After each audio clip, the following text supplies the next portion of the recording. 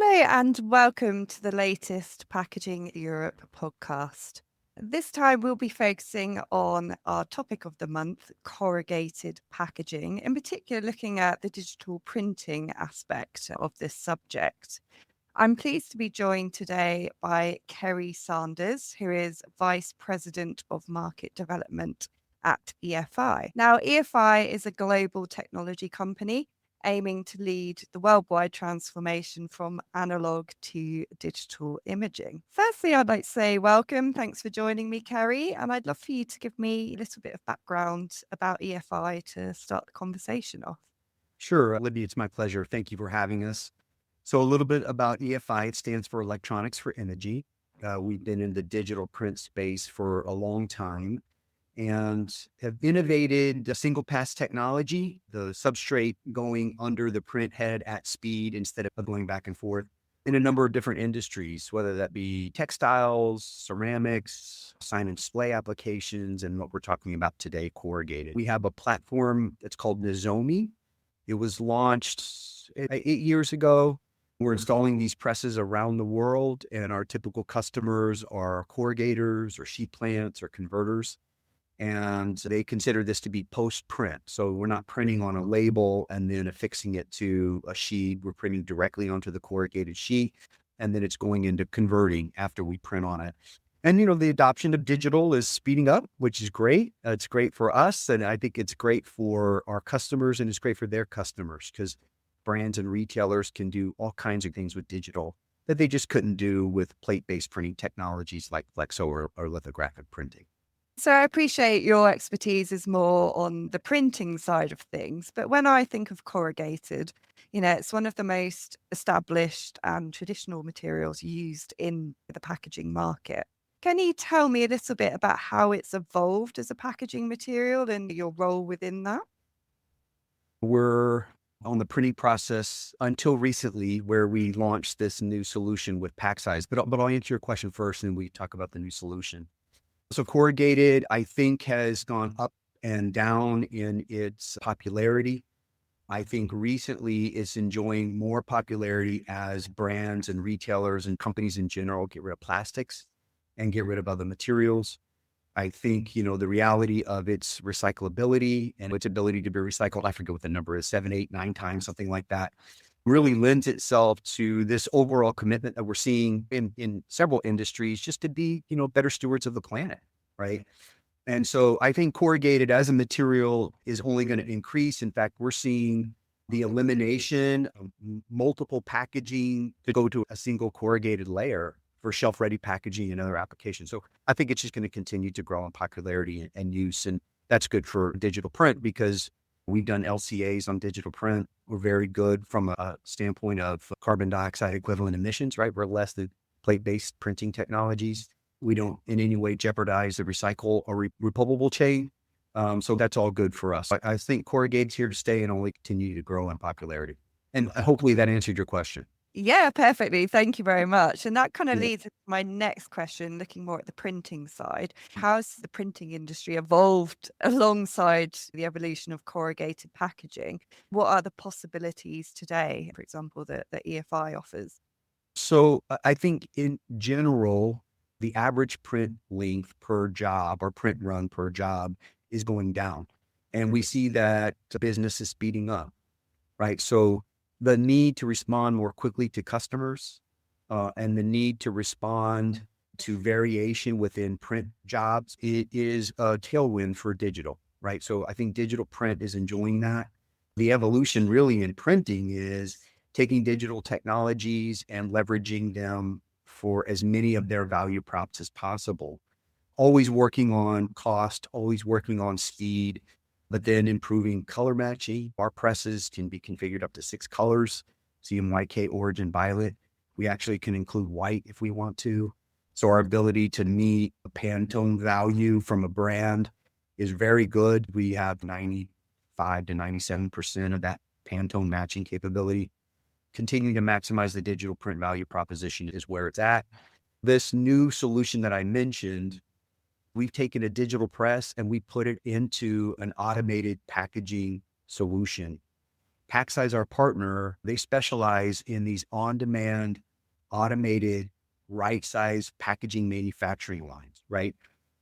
Fanfold corrugated going into a system where it's cut and sized to fit, and then it's automatically erected and comes out on a conveyor so that it's ready to pack. Well, that's great. And that has a huge value proposition in and of itself. What we've done is we've taken one of our digital presses and we've put it into that manufacturing line. So it's called the X5 Nozomi. Not only can you get the on-demand right-size packaging value proposition, now you can get the digital print value proposition on every box coming out. That's significant. We feel like this is really disruptive technology. And because you can apply digital print at the moment of box manufacturing, instead of having to pre-order it, right? That's the difficulty. You're pre-ordering things months in advance sometimes. Now you can put that digital print on right when you need it. And so your ability to regionalize, localize, customize, whatever you need to do, every print can be different because it's digital. So it's really big for us, really big. And what sort of process is needed to insert that within the packaging line? How do you work alongside your customers with this process? Yeah, so for this particular solution, the X5 Nozomi, it's going to be located in the fulfillment centers within 3PLs. We've heard from FMCG, fast-moving consumer goods, we call them CPGs here in the United States, that sometimes they're using co-packers to do some of this work. So we feel like this particular solution is going to be installed in those facilities so that the box manufacturing is as close to the pick, pack, and fill operation as possible, right? So it's just part of that whole workflow. That's specifically where the X5 Nozomi is going to sit. So I assume that cuts out a lot of logistics. Exactly. Yeah. I mean, you think about if you're pre-ordering and pre-printing corrugated material now, one, you have to get the designs way in advance. And if you're using a flexo or litho press, you have to convert those designs into printing plates, right? And that's a multiple week process in and of itself. Then once those plates come back, then you have to set up a print job. And there's typically a minimum order quantity required, right? Because you're trying to get volume to offset the cost of the tooling and the make ready. Then you have to ship that, and then you have to store it on site wherever you're doing the box erection. So that takes up warehouse space. That's all of the POs and all of the management of that is onerous, right? With this new solution, essentially all of that is eliminated. So literally you're just managing blank fanfold corrugated material, making sure you have enough of it. And through a digital process, you're sending information on box size and on the design of the box. And by the way, that design could be decorative, like branding. That design can also be functional. What we're finding is you can eliminate the application of labels by printing label information directly onto the box. That's huge in and of itself. If you need a special QR code or some sort of special coding, you can print that directly onto the box. So all that functional printing can take place at that moment as well too. That's another example of efficiency gains because of this new solution. Mm. And what does that mean for recyclability printing directly onto the board? Well, from a right size standpoint, you're actually recycling less material. So that's a good thing. So think about if you go from a non-right size box, I mean, we've all seen it, right? We get a shipment in the mail, in the post, and you'll have a small item in a large box, right? So there's waste involved in the amount of corrugated needed. So if you right size that to fit what you're shipping, PackSize has said that they've looked at all of their installations. And if you go from non-right size to right size, you're reducing corrugated in the 30 to 40% range. So that's huge in and of itself. You're also reducing the filler material. So think of taking all of that filler material out of the recycle chain. That's huge, like 80 to 90% of your filler material because the box actually fits. Then you think about the elimination of labels. If a label is going to compromise its ability to be recycled, that's always a risk. All of our ink has been certified for recyclability and repulpability. With the reduction in corrugated material and fill material with the potential elimination of the label material, it's going to have a significant impact on that, for sure. Yeah. Okay, brilliant. And you've kind of answered my next question that I had for you already, but I was wondering, why do you think there's such a growing demand for corrugated packaging? And alongside this digitally printed corrugated packaging, I'm assuming the key word here is e-commerce. Perhaps if you could delve a little bit more into that for me. Yeah, I think that's it. I mean, the mix of retail that's going to e-commerce is continuing to grow. I mean, it's slowed down since COVID, but it's still growing. And the amount of e-commerce providers are continuing to grow.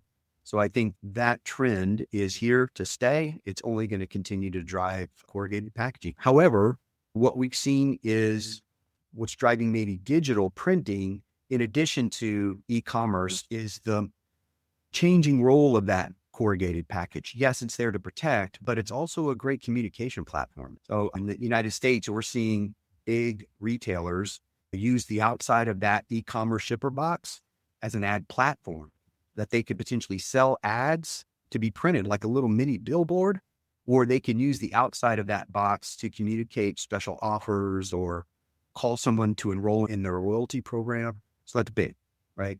I think the e-commerce is a big one. I mentioned shelf-ready packaging. That's another one to eliminate packaging layers. And if they can come up with a lightweight corrugated material, and it's one package that goes directly to shelf. I don't know if you've seen those or not. Corrugate perf a corner. So you get the corrugated packaging in with all of the items inside, and you just pull off one corner, and it just goes right to the shelf. We're seeing that as a driver for corrugated. Then obviously, if it's shelf-ready, you need great graphics. Right. And so that's a driver in digital print as well. And what would you say are the key main drivers for this innovation? What are you hearing from your customers, for example? Is it the branding, the consumer experience? Which are the main drivers that you see? I think it's all of the above. This has an opportunity to touch a consumer. And do you want to touch a consumer with something that's boring, or do you want to touch a consumer with something that's branded? Right. And we've all heard of unboxing experiences. We never heard of an unbagging experience. That's Because correct. bags are boring and they're ugly and your stuff shows up and it's not impressive. But we've all seen unboxing experiences where the box is a presentation, right? And it's storytelling in the box. That's one of the big drivers. Then there's the sustainability thing that we already talked about, right? Corrugated is a recycled, recognized leader as a material in its ability to be recycled. That's a mouthful, but it is. And so that's going to continue to drive it. And then other things that are driving it is this idea that retail moves fast. You need to have variation in your presentations in order to keep people's attention. So do you need a special offer? Do you have an influencer involved and they're doing a special drop? Do you want a buy one, get one free? Do you want to combine things in units? And then you're trying to get them to retailers, and retailers are different. Some are fast moving, some are club stores, and they all have variation. All of that variation is driving this innovation in packaging that we're seeing, especially in corrugated, because each of these companies are in the game to sell more stuff, right? So that they're using every platform they can to do that. And we've already touched on the next question that I had as well, but I wanted to ask how sustainability enters this conversation. How much do you focus on sustainability? Yeah, we focus on it quite a bit at EFI, and specifically in corrugated. I mentioned that we completed an LCA, so a life cycle analysis on digital print on our Nozomi platform. We did that about a year and a half ago. So we used a third-party agency, third-party verified. We were using some standard databases to look at our print versus other types of print. And what we found, in general, there's quite a bit of elimination of carbon dioxide equivalent emissions, right? That's global warming potential, GWP, when you use digital print. And the main drivers for that are less electricity being used, but mostly it's the elimination of printing plates. That whole kind of supply chain, right? You don't have to build them. You don't have to print them or ink them up. You don't have to clean them, wash them. You don't have to store them. You don't have to eliminate them. All of that's gone. We feel like our customers who invest in digital print are then able to go to their customers and say, if you have net zero commitments, this is a path to that, because we're eliminating emissions because of just digital print in and of itself. So I would say we've been committed to it. I think we're demonstrating it. And more importantly, we're helping our customers demonstrate it to their customers. Brilliant. And I'd like to hear a little bit more about the consumer experience side of things. Obviously, this is quite a fast-paced aspect of innovation within the industry. How do you see it developing over the next few years? What are the possibilities when it comes to using digital print? I think consumers, they'll change brands on a whim, right? I think there's less brand loyalty than ever. However, their expectations on the brand knowing who they are and aligned to their values is at an all-time high. So this dichotomy that people are having to deal with. Now, certain generations and in certain categories, maybe brand loyalty is an all-time high. I think about younger generations in some of these lifestyle categories. Maybe that's true. But I think regardless of that, brands, if they want to attract and retain customers, retailers are thinking about customer journeys, right? From, hey, I just became aware to my purchase journey to receiving it to making returns. And so they're thinking in these journeys. As we as consumers go through these journeys, I think at every touch point, there's these brands or retailers are looking for differentiation. And so we're going to experience that as consumers, whether it's, the online, the receiving of goods, the return is differentiated and frictionless as possible. That's really what we should expect. And that's where we're going to see a lot of investments from these companies. By the way, digital print has a really good story to tell in all of it, right? Whether it's printing return instructions on the inside of a box, whether it's including QR codes that have product loyalty or product information on it, whether it's just general better branding of a box because this is a digital printer, all of that leads to what I just talked about. And I would consider EFI to be a leader in that category. And now, getting into a slightly grittier question, what are the main challenges and issues that you face?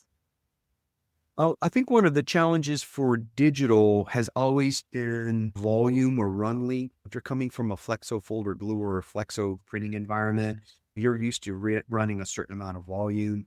Digital is getting faster, and we're starting to be considered for medium lengths, right? As we speed up and as the run lengths go down, our addressable market increases. Price point for digital has always been a concern, because flexo press at long run lengths can become very affordable. However, that's sometimes difficult to find. However, all that said, with this new solution that we've created with the pack size EFI X5 Nozomi, that's its official name, because corrugated box manufacturing is taking place when you need it, as much as you need, there are no minimum order quantities required anymore. And so you're manufacturing boxes as you need them. It's always creating the right size box. It's always digitally printing what needs to be printed. It's always printing the label information instead of applying labels. That whole construct that was potentially a challenge for digital in the past, where price times run length, that whole construct is going to change now with the X5 Nozomi, because instead of a run, it's just producing. That's going to resolve some of the concerns about digital in and of itself. Does that make sense? Yeah, perfectly. And how do you see this sector developing over the next few years? What do you predict for the future? Just corrugated packaging in general? Yes, and with digital print as well. This marriage between right sizing and printing, I think that's a big deal. I think there's a lot of capacity for printing in the corrugated market right now that might be underutilized, just because people were ramping up for COVID or there was big expenditures on capital equipment.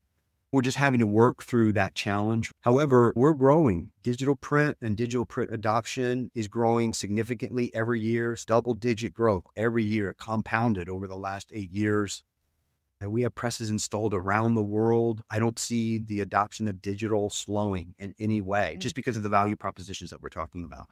So if I had to call the future, I think excess capacity, and we're going to work through that. E-commerce is going to continue to grow. Removing packaging layers is going to continue to happen. So that's good for corrugated. Corrugated is still going to be considered the best sustainable solution because of recycling, and digital print is going to continue to be adopted. So I think that's going to be my call for the next 2 to 3, maybe even 5 years.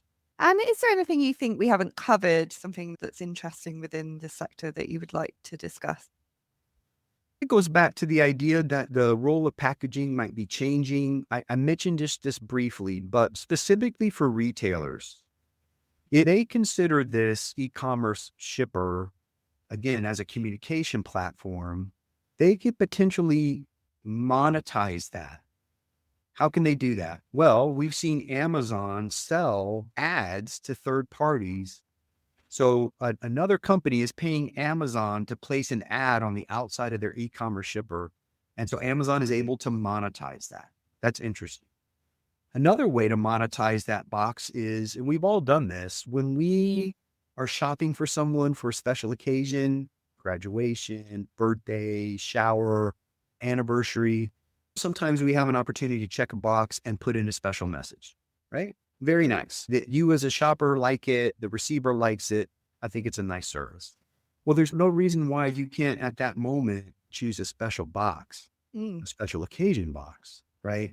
And that retailer would be able, through this X5 Nozomi that we've been talking about, to print that special occasion box at the moment of it being filled with the item that you shopped for. And what would you as a consumer be willing to pay for that box? £2, £3? I mean, in the United States, $5, maybe. Again, it's another opportunity for the retailer to look at that box differently and potentially monetize something that would make everybody happy. If I could do that as a shopper, I'd love to. You as a receiver would love it, and a retailer would love it because it's a new revenue stream, right? We'll uncover even more applications for monetization. That's really interesting to hear that perspective. Thank you very much for talking to me today and for sharing your expertise with our listeners. So you can read more within the Topic of the Month article as well, which will run alongside this podcast. But yeah, thank you very much for joining me and sharing today. It was my pleasure, Libby. Have a good day.